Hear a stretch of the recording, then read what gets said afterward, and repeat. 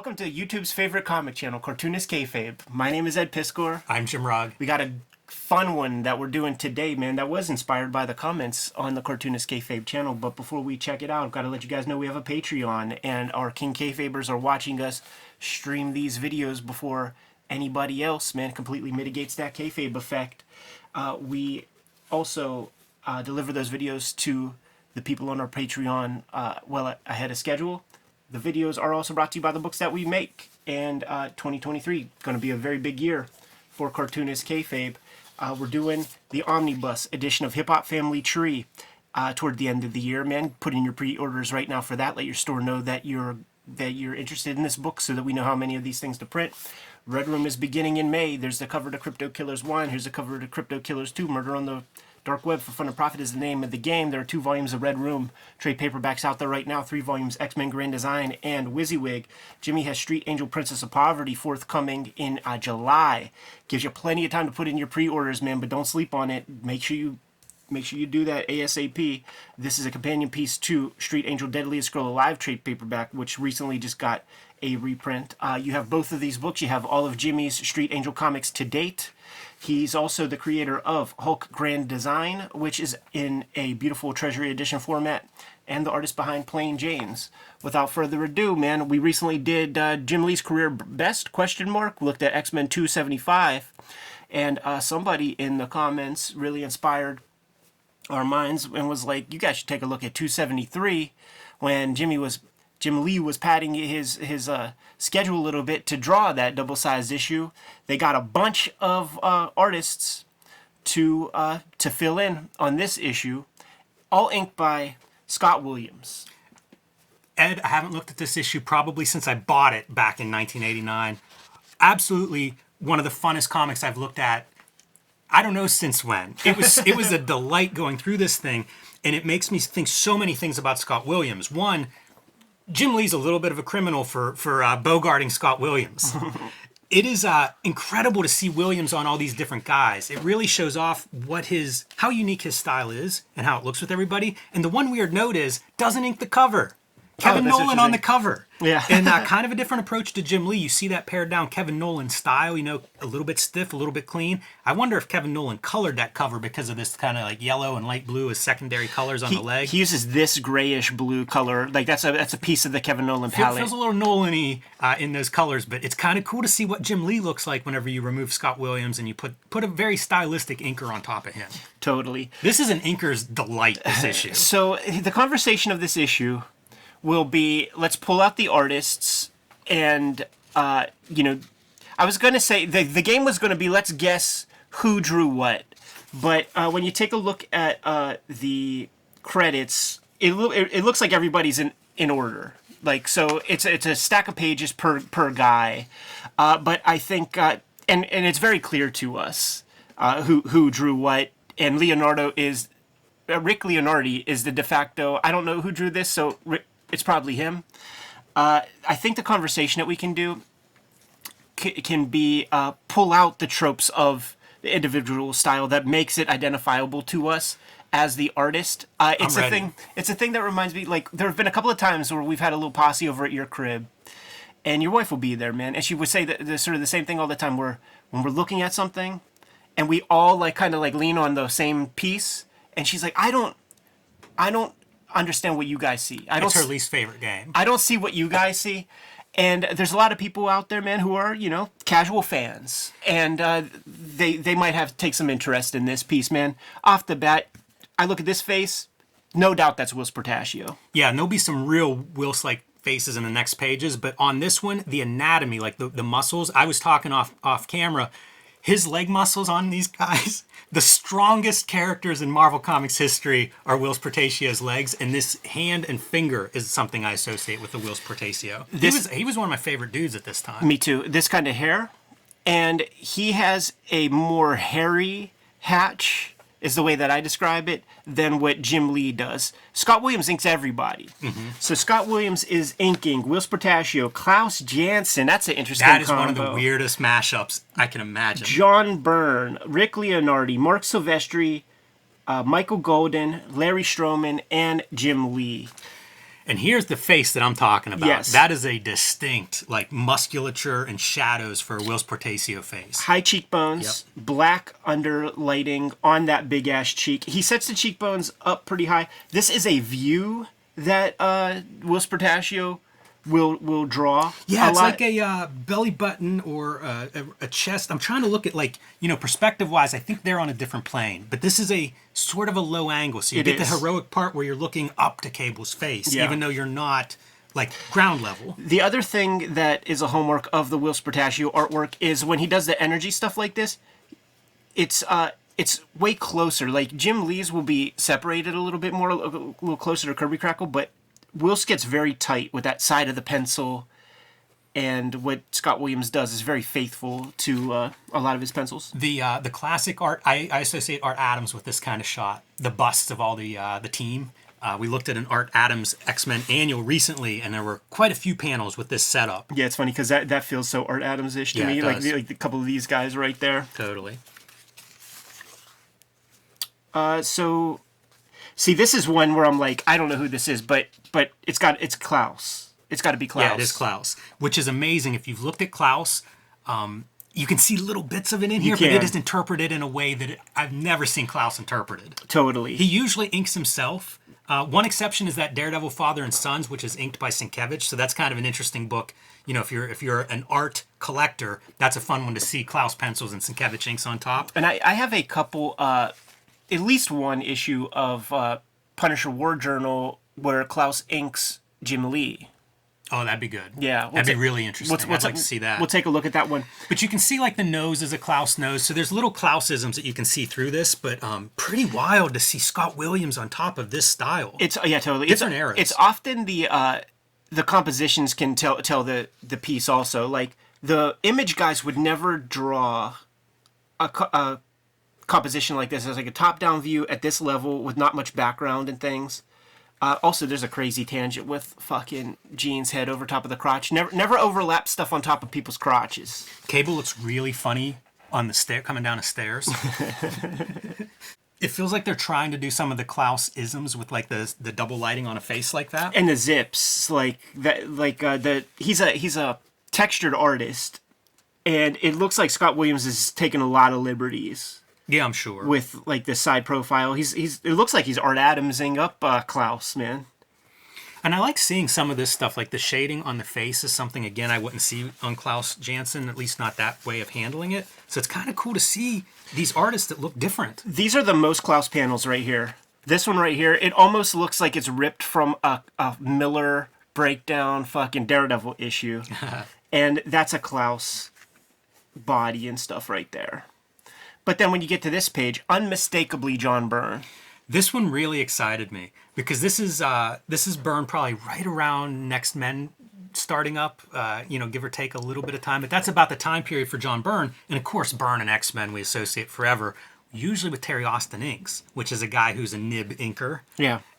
Which is loosely in the family of a Scott Williams nib inker. But boy, does this look different. Yeah, the John Byrne face, he's fully codified his face. He's the proprietor of Same Face Syndrome. Does not do eyes halfway. Like, normally that's a thing we all learn when you're drawing a head. His eyes are up higher. It's almost 2/3 from the eyes down. Yeah. So you could just look at a face and tell if it's a John Byrne. This jowl kind of like under the mouth shadow, that's a big Byrne ism for me. Scott Williams adding lots of business in the shading stuff on the blue highlights. But what's interesting is, like, looking at these ticks, you could feel the burn in those. Yeah, you can see a little bit, like, in the abs, especially around the rib cage and Colossus there. I feel like I think these guys were big fans of Byrne, especially the X-Men Byrne. So I think he's trying to put some of the Byrneisms in, but it's through his own filter. Yeah, definitely doing the Austin thing with the technology in the background. Another Byrne page for sure. It's so funny, like the more classic guys, the guys who were around during, like, prime Jim Shooter era, they will have those mid shots and things. Like, these are basic, Bronze Age compositions. You mentioned compositions on Klaus Janson, and you're right. It's really telling to see the compositions. It's probably the most different thing between like a Jim Lee versus a John Byrne. And we'll be able to give examples probably in this exact issue. But what an interesting page for that exact reason. Like it's so basic. It's almost a 6-panel grid, even though it's three panels. So interesting. Another Byrne, but man, there looks like some Barry Windsor Smith in that storm face. Yeah, I wish that this would be one of those, like, imagine an artist edition where you got the pencils and the inks. Totally. Oh, it'd be a thing to behold. I think they had to get this issue in quick, man. Fairly minimal, too, which I think is another one of those interesting to see, like, how a Byrne does pages quickly. Yeah. And he was known to do 3 pages a day. Yeah. And we've got 3 pages. This is a day of work for him. But you see, like, this, not a lot on the page like this. Right. It doesn't look bad, but it's not turn the page and you see what I mean. There's the contrast of how much you could put on a couple pages. So when I was going through this, I was like, could this be Michael Golden? Because I'm looking at like these eyes and things, but it feels off. Well, and the reason it's not is once you see Michael Golden, it's unmistakable. Unmistakable. Yeah, but this is the Rick Leonardi stuff. Yeah. And he's a guy, like, we've seen his X-Men. He would do the fill-ins, man. He was one of the L-Boys, one of the recognized L-Boys from Todd McFarlane. He did the Genosha issues that were like before Extinction Agenda, like sort of post Silvestri, pre Jim Lee, I think. Leonardi is not an artist I ever regularly read. Yeah, he was. I don't know what his regular deal would have been, like Cloak and Dagger or something. But that's like not regular, like it was a couple miniseries and stuff. He would be the reliable fill-in guy as far as I know. But guys revered him. Like Eric Larson in his letters pages in Dragon always spoke super highly of him. And I have nothing bad to say. It's just not an artist that was on the racks regularly when I was buying. He did Spider-Man 2099 would probably be the regular gig for him. Yeah. And I didn't buy that book, so did he do this page also, you think? Is Silvestri after him? I think this is Silvestri because there are these ticks. Like, here's an interesting one too. Is Scott Williams like doing a Silvestri versus Dan Green? Right. Because like Dan Green is who I saw with Silvestri my entire until he gets to Image. Leonardi was Dan Green also. Yeah. This made me think like you could have had a regular inker as the person who unifies the look of a book. Right. Okay. But I like seeing him do sort of a cross between Silvestri, Dan Green on some of these pages. Yeah, this is definitely Mark Silvestri compositions. Like, I recognize these exact kind of page layouts. Really small ankles he would do on his X-Men. Right. I used to copy that and think it looked so cool. The Mark Silvestri Naked Lady stuff. Go listen to the Rob Liefeld shoot interview when we're looking at Deadpool 98, New Mutants 98. When he's talking about that stuff, that's a classic Silvestriism right there. Silvestri would, Williams would ink some of Silvestri, I think, around Cyberforce miniseries era. Yeah. I love this stuff so much more. Like, Silvestri, I guess, leaned into the cross-hatching a lot more and stuff once he gets to Image. And he admitted it. And it bums me out, because this, to me, Silvestri's one of my favorite dudes around this time period. Everybody's. And it's all for the same stuff, man, that Rob Liefeld was talking about, man. Like, he drew the best. He made these chicks heroic. He made Storm cool.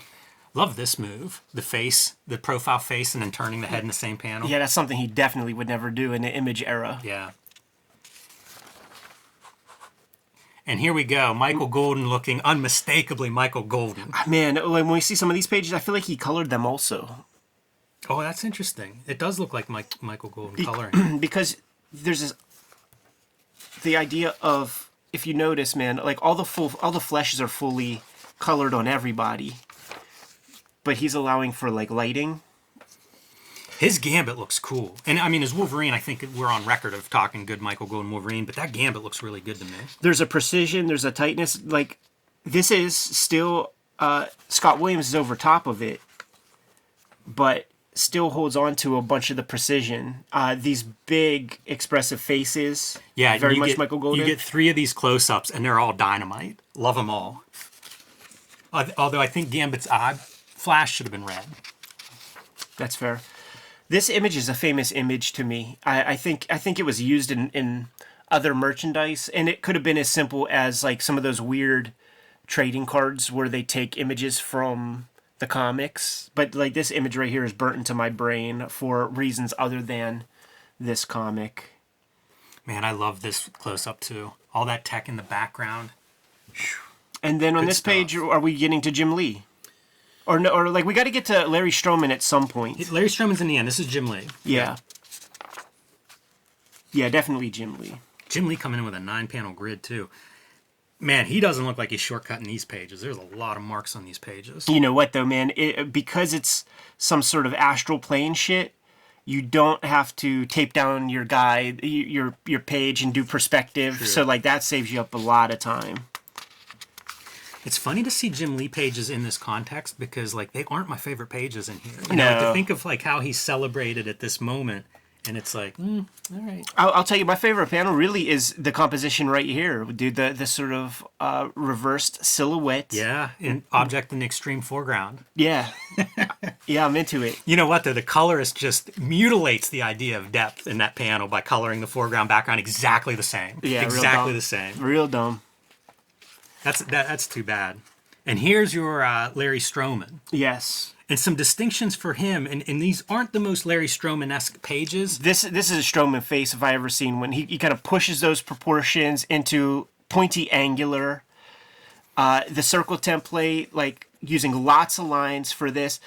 Yeah, this is your Havoc edition right here. Right. Yeah, I think this kind of like weird inset shape panel is one that I would associate with him. I think that's a very Stroman-esque face on Storm.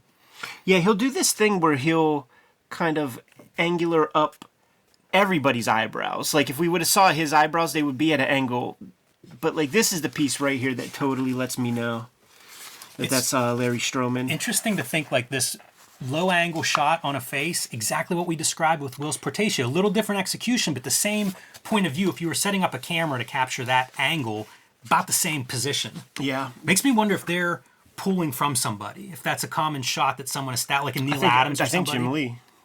I think Jim Lee. The other thing, you can't see it here, but if Stroman would have finished this whole head, he starts the back neck muscle further up on the skull than most people. Like, if I had my tracing paper, he's like thick necks, super, super thick.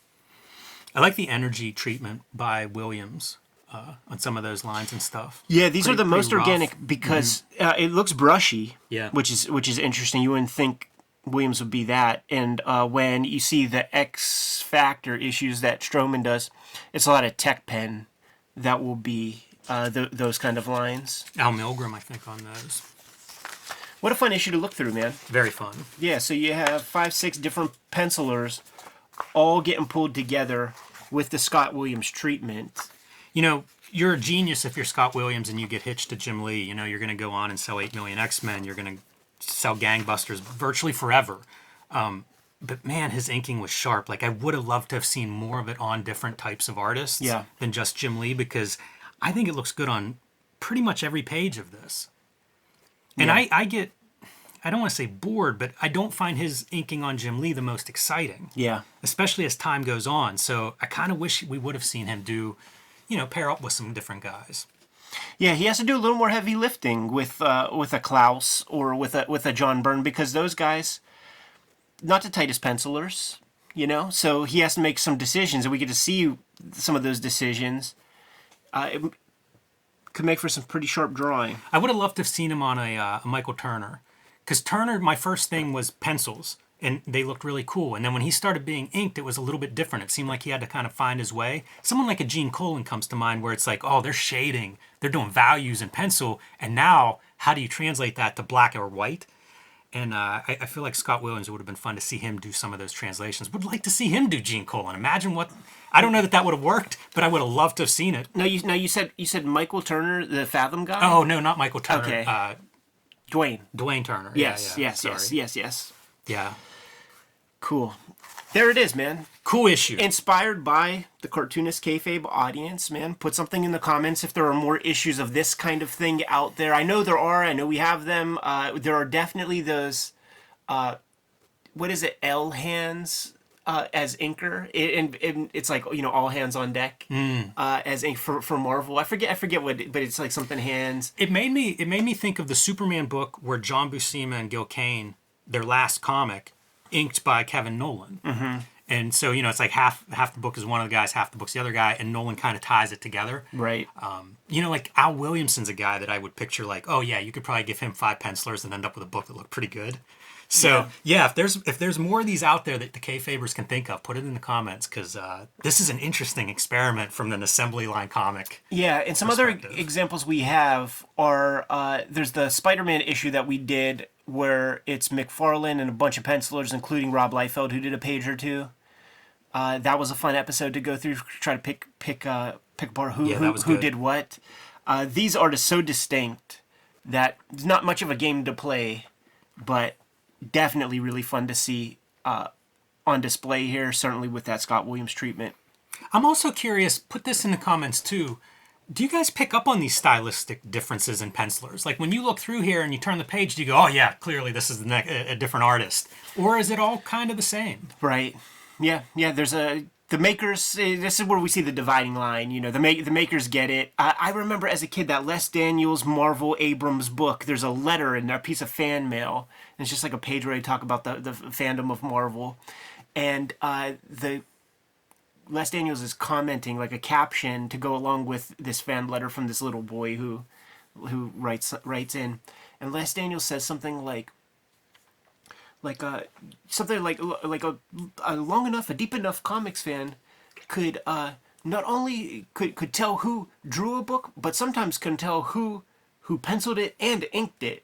And at that time, it was only the most clear artists. Like I knew what a McFarlane looked like, but a lot of it was kind of I couldn't. And I remember I wonder if I'll ever get to that point, because I'm not there. I know I'm not there. I can't look at something and say, okay, this guy drew this or that guy drew that, unless it's like Art Adams or Rob Liefeld, or like those are extremely distinct.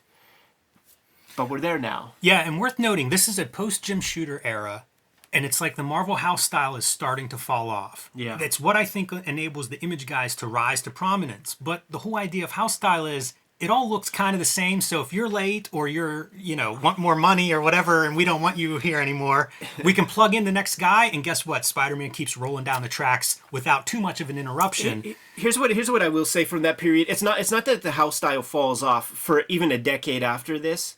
The house style morphs and it becomes Jim Lee. That's fair. Is the house style for some years, Which is really weird. And then like the Joe Madureira kind of big eyes, Bobby Brown jaw, fucking mouths becomes the flourish, and then it falls off. It's like you got those two guys, and then maybe I fall off certainly. Yeah. So like maybe there's like that Brian Hitch, Dave Finch type style that you see everybody kind of.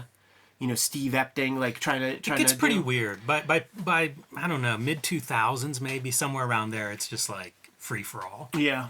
You know what it is? I think when Quesada comes on, he starts bringing in like some indie guys. Even if they don't stick, it's like you get a couple issues by Mahfood, you get a couple, like it becomes like, yeah, it's just wide open. Totally. Cool, man. Kayfabers, like, follow, subscribe to the YouTube channel, hit the bell. We'll notify you when new vids are available. King Kayfabers get first dibs on the video, on the comics that we talk about, because they're mitigating the kayfabe effect by getting these videos before anybody else. But the videos are brought to you by the books that we make. Jimmy, tell the people what you have out there. Street Angel, Princess of Poverty, coming in July from Image Comics. Pre-order it now wherever you buy books. This collects all the Street Angel comics that are not in Street Angel, Deadliest Girl Alive, also from Image, and back in print after being out of print for almost a year. So pick up both those books. You'll have all the Street Angel comics. Hulk Grand Design is now available in a beautiful oversized fluorescent green volume. Pick that one up while supplies last, because who knows when it's out of print when you'll see it again. And The Plain Janes, the first young adult graphic novel, is available everywhere. You can also join me on patreon.com/JimRugg, where I am serializing my latest comics every Tuesday. Hip Hop Family Tree Omnibus coming to you in 2023, collecting the 4 volumes of existing Hip Hop Family Tree books, but also going to include 140 pages of additional artwork and extra material. There are 2 volumes of Red Room trade paperbacks out there, and we are putting together the final Red Room mini-series, Red Room Crypto Killers. This is the cover to issue 1, Murder on the Dark Web for Fun and Profit, name of the game. This is the cover to issue 2. This is going to be a fun one, man, because this is panel 1. Panel 2 is as soon as you turn the cover. I can't wait to see what that one looks like in a tactile form. You should have an endorsement deal with a knife maker. I know, right? There are 3 volumes of X-Men Grand Design out there, and a WYSIWYG if you look good, long, and hard enough. But Jimmy, what are some other ways the Kayfabers can support the channel? Subscribe to the Cartoonist Kayfabe newsletter at the links below this video. You can also find Cartoonist Kayfabe t-shirts, merchandise, hats, fanny packs, mugs, stickers, and lots more at our spread shop. That link is also under this video. Great ways to support the channel. Give them those marching orders and we'll be on our way. Read more comics.